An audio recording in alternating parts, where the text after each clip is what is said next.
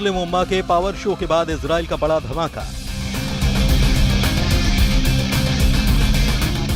Double front पर बमबारी कर नेतन्याहू का 57 देशों को चैलेंज। कतर का हिसाब बाकी है, ईरान तुर्की की अगली बारी है।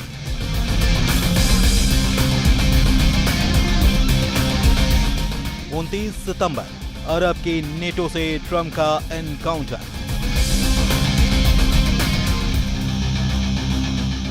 इजराइल को डराने की चाल उल्टी पड़ गई। नेतन्याहू ने 57 देशों की धमकियों का जवाब धमाके से दिया है। इजराइल फिर भड़क गया है। इजराइल अब दोगुनी ताकत से मारने लगा है। इजराइल लिमिट क्रॉस करने लगा है। इजराइल आर पार के युद्ध के मोड में आ चुका है। इजराइल ने 4 एंड फाइनल की तारीख भी तय कर ली है। इजराइल के प्लान पर ट्रंप के मोहर लगते ही अरब वर्ल्ड में बारूदी बवंडर उठेगा, कई देश जलेंगे। नेतन्याहू ने क्लियर कट कहा है कि हमास का साथ दे रहे देशों को बर्बादी झेलनी होगी, जिसमें कतर भी है, तुर्की भी है, ईरान भी है और सीरिया भी है। कतर को नेतन्याहू अब भी बख्शने को तैयार नहीं है, जबकि ट्रंप ने ये गारंटी ली कि कतर पर दोबारा हमला नहीं होगा। आखिर कतर से इजराइल कट्टर दुश्मनी निभाने पर क्यों तुल गया? क्यों कतर का एक एक कदम नेतन्याहू का दिमाग गर्म करता जा रहा है? इजराइल के हमले के बाद जिस तरह से कतर ने मुस्लिम देशों की लामबंदी की, जिस तरह से इस्लामिक शिखर सम्मेलन से इजराइल को एटमी धमकियां दी गई, जिस तरह से कतर के अमीर जॉर्डन पहुंचे, वो इजराइल को नागवार गुजर रहा है। कतर के अमीर शेख तमीम बिन हमद अल थानी ने जॉर्डन के किंग अब्दुल्ला II और क्राउन प्रिंस हुसैन अब्दुल्ला से मुलाकात की है। जॉर्डन खाड़ी का अकेला देश है जिसे इजराइल का हिमायती माना जाता है, लेकिन अब कतर जॉर्डन को अपने पाले में लाने की कोशिश शुरू कर दी है। खाड़ी में जॉर्डन इजराइल का इकलौता कवच कहा जाता है। जब भी इजराइल पर हमला हुआ, जॉर्डन ढाल बना। अप्रैल 2024 में जब ईरान ने इजराइल पर मिसाइलों की बौछार की, तब किंग अब्दुल्ला ने अपनी एयरफोर्स इजराइल को बचाने में लगा दी। अब उसी जॉर्डन को कतर के अरब के नेटो में शामिल करवाने की कोशिश की जा रही है। जाहिर है कि नेतन्याहू यह कतई बर्दाश्त नहीं कर सकते, इसलिए उन्होंने कतर पर दोबारा हमले से इनकार नहीं किया। नेतन्याहू ने यह भी साफ किया कि इजराइल सभी फ्रंट पर दुश्मन के खात्मे तक बारूद बरसाता रहेगा। गजा से सना तक बारूदी कोहराम मचा है। इजराइल दुश्मनों को मातम मनाने का मौका भी नहीं दे रहा। यमन के सना में जब हूती लड़ाके 30 ताबूतों के साथ गम में डूबे थे, जब अंतिम संस्कार हो रहा था, तभी इजराइल ने हमले का 2nd राउंड शुरू कर दिया। हूती फाइटर्स के चीथड़े उड़ाने के लिए इजराइल ने मिसाइलों की बौछार कर दी। हमला हूती लड़ाकों के गढ़ कहे जाने वाले होदेदा पोर्ट पर हुआ। इजरायली सेना ने भीषण बमबारी कर बंदरगाह को जला डाला। यमन से अब दूसरे वॉर जोन में चलिए। गजा में टैंक दौड़ रहे हैं, बारूदी गोला दाग रहे हैं। हर तरफ सिर्फ मौत ही मौत है, और जो लोग टैंक की मार से बच रहे हैं, इजराइल उन्हें जंगी जेट से मिसाइल दाग कर भस्म कर दे रहा है। सिर्फ 24 घंटे में इजराइल ने गजा से 4 लाख लोगों को खदेड़ कर बाहर कर दिया। इजराइल ने गजा सिटी में ग्राउंड ऑपरेशन यानी कि जमीनी हमले से हाहाकार मचा दिया है। इजराइल का मकसद गजा सिटी के उन इलाकों में घुसना है जहां पर हमास के कब्जे में अब भी कई बंधक होने की आशंका है। ये वो इलाके हैं जहां अब तक इजरायली सेना ने बड़े पैमाने पर कार्रवाई नहीं की थी, लेकिन जब से ट्रंप ने नेतन्याहू को फ्री हैंड दिया है, तब से गजा बारूदी कब्रिस्तान में बदल गया है। इजराइल के हवाई हमले से गजा में फोन लाइन और इंटरनेट ठप होने की जानकारी है। गजा में करीब 21 लाख लोग हैं। इजराइल ने गजा के 75% इलाके पर पहले से कंट्रोल कर रखा है। फिलहाल गजा में हमास के पास 50 बंधक हैं। अनुमान है कि इसमें 20 बंधक अब भी जिंदा हैं, जबकि 28 मारे जा चुके हैं। इजराइल बंधकों की रिहाई के लिए अब देर करने के लिए तैयार नहीं है। इजराइल ने पिछले महीने यानी अगस्त में गजा सिटी पर कब्जा करने की प्लानिंग को मंजूरी दी थी। इसके तहत करीब 60,000 रिजर्व सैनिकों को वॉर जोन में बुलाने के आदेश जारी किए गए थे। प्लान के मुताबिक गजा सिटी पर कब्जे के अभियान के लिए कुल 1.30 लाख सैनिकों की तैनाती की गई। पहली खेप में 2 सितंबर को करीब 40-50 हजार सैनिक फ्रंट पर भेजे गए। दूसरी खेप नवंबर, दिसंबर और तीसरी फरवरी मार्च 2026 में जरूरत पड़ने पर बुलाई जाएगी। नेतन्याहू ने इस मिशन को गिदोन्स चैरियट्स भी नाम दिया है। गजा युद्ध का फैसला करीब करीब फाइनल है। हमास के बचने की कोई उम्मीद नजर नहीं आती, क्योंकि प्रेसिडेंट ट्रंप ऐसा ही चाहते हैं। ट्रंप ने 29 सितंबर को नेतन्याहू को एक बार फिर से तलब किया है। व्हाइट हाउस में ट्रंप और नेतन्याहू की मीटिंग बंधक रिहाई के साथ कतर पर भी होगी। नेतन्याहू संयुक्त राष्ट्र महासभा में संबोधन के 3 दिन बाद ट्रंप से मिलेंगे। नेतन्याहू को प्रेसिडेंट ट्रंप ने फोन कॉल कर मुलाकात के लिए कहा है। ट्रंप के दूसरे कार्यकाल की शुरुआत के बाद से व्हाइट हाउस में नेतन्याहू के साथ उनकी ये चौथी मुलाकात होगी।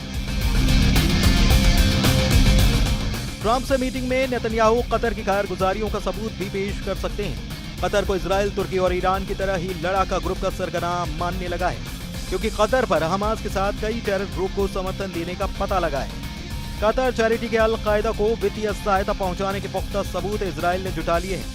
सीरिया में अल नुसरा फ्रंट को बशर अल असद के खिलाफ तख्ता पलट में कतर की मदद का भी शक है। Al Qaeda commander Abu Musab al Zarqawi को कतर ने पनाह दी।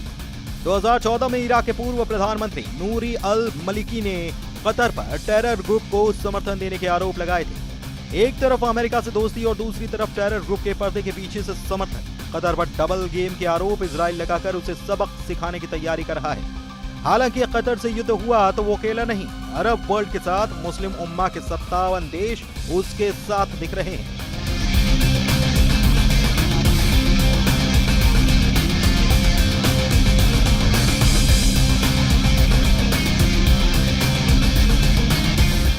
आर्थिक रूप से मजबूत अरब देश कहा जाने वाला कतर है तो बहुत छोटा, लेकिन हथियारों के मामले में सबसे बेहतरीन वेपन सिस्टम से लैस है। कतर के पास 36 रफाल फाइटर जेट हैं। कतर के पास 24 यूरो फाइटर टाइफून जेट हैं।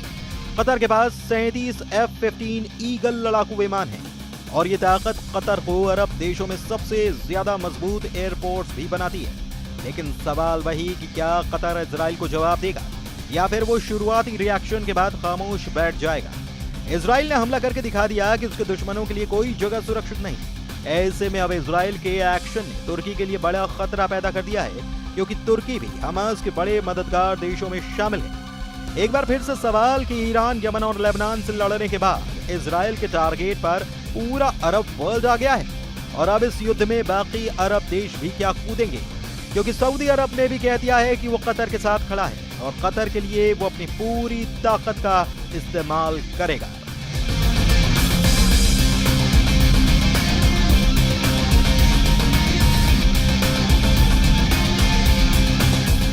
इजराइल ने वहां हमला किया है जो सबसे अमीर देश है, जो सबसे प्रभावशाली अरब देश है, जो गैस उत्पादन में बड़ा खिलाड़ी है और फुटबॉल वर्ल्ड कप की मेजबानी के बाद पूरी दुनिया में अपने इंफ्रास्ट्रक्चर का लोहा मनवा चुका है। इस चमक धमक और पावरफुल डिप्लोमेसी को इजराइल के हमले ने बड़ी चोट पहुंचाई है और यह अरब के गुरूर को चकनाचूर करने जैसा है। इसलिए पूरा अरब वर्ल्ड नाम के लिए ही सही और इस वक्त कतर के साथ कंधा से कंधा मिलाकर खड़ा हुआ नजर आ रहा है। सऊदी अरब ने कहा कि इजराइल को बहुत ही खतरनाक अंजाम भुगतना पड़ेगा, क्योंकि इजराइल ने अंतर्राष्ट्रीय कानून तोड़ने की हद पार कर दी है। इससे पूरे पश्चिम एशिया की सुरक्षा को खतरा हो चुका है। ऐसे में लग रहा है कि इजराइल और सऊदी अरब के बीच अब्राहम अकॉर्ड की सभी उम्मीदें खत्म हो सकती हैं, जबकि सऊदी अरब के क्राउन प्रिंस मोहम्मद बिन सलमान कह चुके हैं कि इजराइल के साथ तब तक कोई बातचीत नहीं होगी जब तक कि गजा में युद्ध खत्म नहीं हो जाता।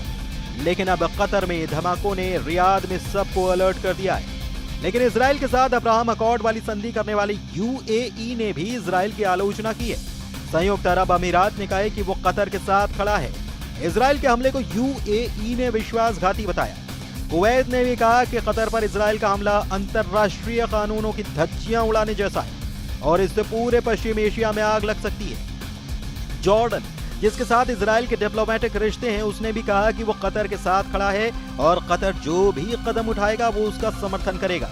इसमें कोई शक नहीं कि कतर में धमाकों वाले मिशन को अंजाम देकर इजराइल ने पूरे अरब वर्ल्ड की एकजुटता को टेस्ट कर लिया है। क्या हमास को टारगेट करने के लिए किए गए धमाकों का अरबी गुरूर मजबूती से जवाब देगा या कुछ दिनों के तनाव के बाद सब कुछ ठंडा हो जाएगा? कतर पर इजराइल का हमला इसलिए भी पूरे अरब वर्ल्ड का बहुत बड़ा इम्तिहान है क्योंकि ऐसे ही हमले के बाद ईरान ने इजराइल के खिलाफ ऑपरेशन ट्रू प्रॉमिस चलाया था। दुनिया ने ऑपरेशन ट्रू प्रॉमिस का पहला संस्करण 13 अप्रैल 2024 को देखा था, जब ईरान ने सीरिया में अपने दूतावास पर हुए हमले का बदला लेने के लिए 170 ड्रोन और 30 मिसाइल इजराइल पर फायर की थी और ईरान ने ऐसा दूतावास पर हमले के 13 दिन के बाद किया था। इसके बाद ऑपरेशन ट्रू प्रॉमिस का दूसरा पार्ट 1 अक्टूबर 2024 को देखा गया, जब ईरान ने हमास चीफ इस्माइल हनिया और हिजबुल्लाह चीफ हसन नसरल्लाह के मर्डर का बदला लिया था। 31 जुलाई 2024 को हनिया को तेहरान में ही मारा गया था, जबकि हसन नसरल्लाह को मारने के लिए इजराइल ने 27 सितंबर को बैरूत में बमबारी की थी। इसका बदला लेने के लिए ईरान 1 अक्टूबर 2024 को 200 बैलिस्टिक मिसाइल से इजराइल पर हमला बोला था। इसके बाद जून में हुई जंग से तो पूरी दुनिया वाकिफ है, जब अली खामनेई ने ऑपरेशन ट्रू प्रॉमिस का तीसरा दौर शुरू करके बता दिया था कि पूरे पश्चिम एशिया में इजराइल को टक्कर देने वाली सबसे बड़ी ताकत ईरान ही है। ईरान के रक्षा मंत्री ने कहा है कि 12 दिन के युद्ध के बाद ईरान अब डबल ताकत के साथ युद्ध लड़ने के लिए तैयार है। अजीज नासिर ज़ादे के मुताबिक ईरान की मिसाइल पावर 2 गुना बढ़ा दी गई है। ईरान को लेकर बड़ी खबर इजराइल के मीडिया में छप रही है। खबर यह कि ईरान ने अब दूसरे देशों में हथियार की फैक्ट्री बनानी शुरू कर दी है। हालांकि किस देश में इसका जिक्र नहीं किया गया है, लेकिन असल बात यह है कि होगा वही जो सुपर पावर तय करेगा। व्हाइट हाउस से मिले इशारे पर इजराइल हमले करता है। सुपर पावर के हथियारों से इजराइल युद्ध जीतता है और 29 सितंबर की तारीख इसलिए बेहद अहम है।